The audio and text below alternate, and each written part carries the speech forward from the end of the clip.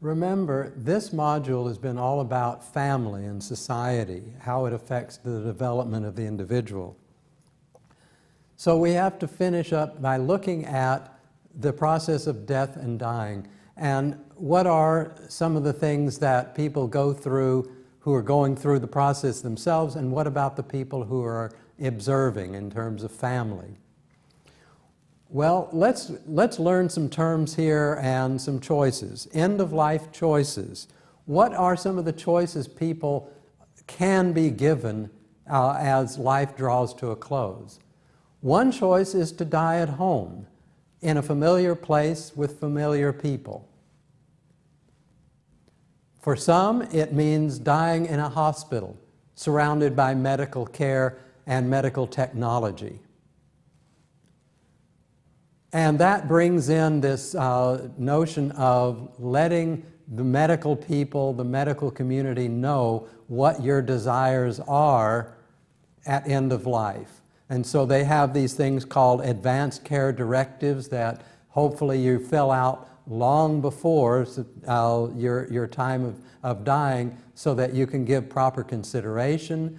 DNR, do not resuscitate under certain conditions, another kind of form that you fill out. And these are terms and processes that you can do some supplemental reading on and learn more about how they work, and there may be slight differences from state to state. Another choice is in hospice. A hospice being a kind of facility where people go to receive palliative care. Palliative meaning to ease pain and discomfort, not to try to cure you. And so you go to a hospice not to be cured so that you can walk out someday and go home, but a place where you go to be comfortable in the dying process. And then nowadays we can start openly talking about the possibility of that choice called euthanasia. Again, there are going to be state regulations, and those regulations probably are in flux right now even, perhaps even in the state you live in. That's a choice between a person's own conscience and the medical community and family, and something important to be considered there, looking at all the possibilities and all the implications when you are dealing with terminal illness, pain, and such as that. So there are the people, as we say, left behind. And for that, research has been done into the grieving process. Kubler-Ross was doing research and wrote about stages of grieving for those who are experiencing the loss of a loved one. And Kubler-Ross wrote it down pretty much, in concrete. This is what happens. First, you learn the person has died, and your immediate reaction is denial. That can't be true. I can't live without that person. The next stage is anger. Why did that person leave me? Bargaining.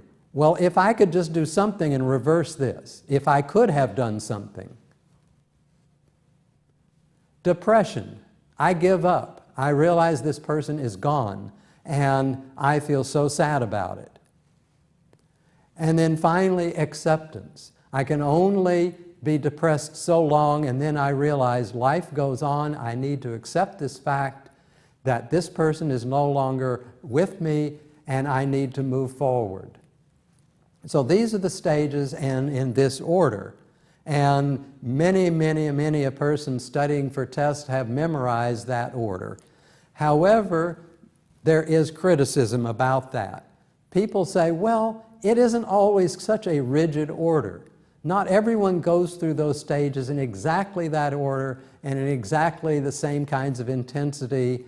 So maybe Kubler-Ross had some very important insight, but maybe it's not the last word on describing the grieving process.